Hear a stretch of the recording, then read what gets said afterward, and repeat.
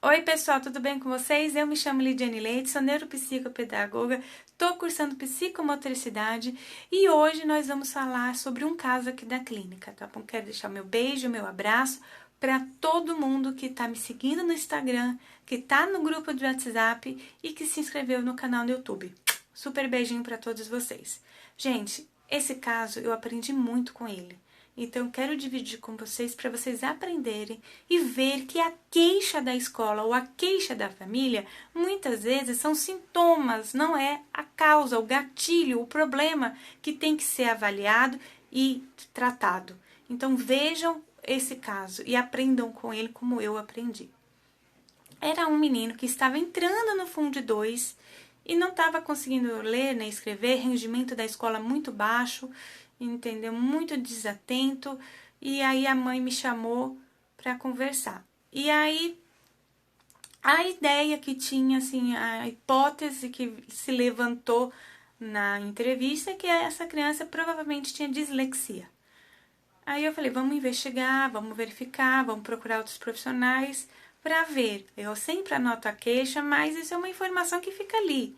O processo de avaliação tem que ocorrer independente da queixa da mãe falar.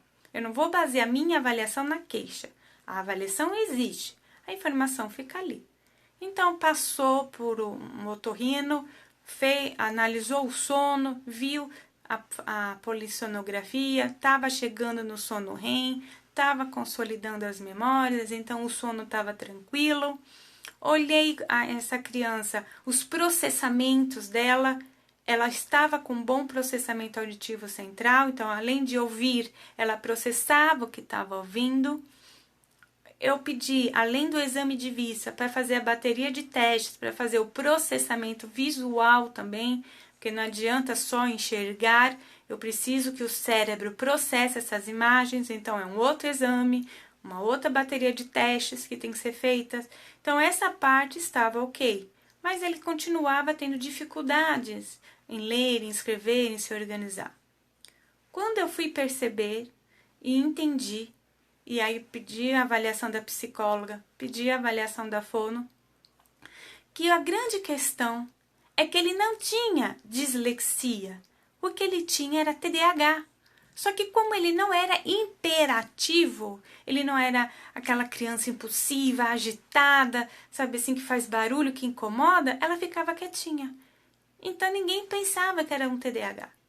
E o TDAH, que não foi tratado, não teve uma intervenção, causou um quadro de dislexia. Porque ele não conseguia ser alfabetizado, não porque ele tem dislexia, não porque teve problemas na alfabetização na escola, mas sim por causa do TDAH. Então, no momento que a gente começou a trabalhar o TDAH, que entrou a medicação, ele conseguiu atencionar, as funções executivas deles começaram a ficar mais estruturadas, mais organizadas, aquele quadro de dislexia começou a desaparecer. E aí ficou somente o quadro de TDAH, onde a intervenção diretiva focada na causa, no gatilho, começou as coisas caminharem e fluírem. Hoje ele já está no ensino médio, graças a Deus, muito bem, sem nenhum problema, lógico, medicado e continuando o tratamento e a intervenção, lidando com os problemas do TDAH. Então veja o quanto é importante você não ficar na queixa, não ficar na superficialidade e ir atrás. Porque se essa criança tivesse sido avaliada e terem visto que ela tinha um TDAH, ela não teria dificuldade na hora de se alfabetizar. Talvez até poderia ter, mas leve, não grave. Então, o quanto é importante fazer uma intervenção precoce, trabalhar com as crianças, já a alfabetização já focada no estilo que ela precisa, na forma que ela consegue aprender, para ela ter um bom sucesso. Então, quanto mais cedo a gente perceber e a gente trabalhar as questões reais, as causas, entendeu? Menos sintomas e menos gravidade esse transtorno vai ter. Então, vejam, todo mundo tratava essa criança que ela era uma criança que tinha dislexia, mas na verdade era um TDAH. Como não era impulsivo, não era agressivo, não era hiperativo, o TDAH não foi questionado, não foi levantado essa ideia. e aí ela não ia receber o medicamento certo, e aí ela ia continuar tendo esses problemas na escola e na sua vida. Então esse é o segredo que eu deixo para vocês sempre quando eu conto um caso aqui. Nós temos que abrir os olhos para todas as possibilidades e sempre fazer essa pergunta. Eu olhei todos os pontos? Eu fiz todas as perguntas que eu precisava fazer? Eu olhei todos os aspectos antes de levantar qualquer hipótese, antes de pensar em alguma coisa. Você tem que olhar a parte do sono, a parte da visão, da questão auditiva, a questão emocional, entender se isso que está acontecendo não é motivado ou causado por uma outra coisa.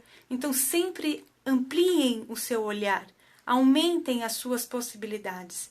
Não fiquem num primeiro olhar, não fiquem no óbvio, no mais fácil. As coisas nem sempre são tão simples, gente, ainda mais quando se trata de crianças. Um super beijo, fica o meu abraço e até o próximo vídeo. Tchau, pessoal!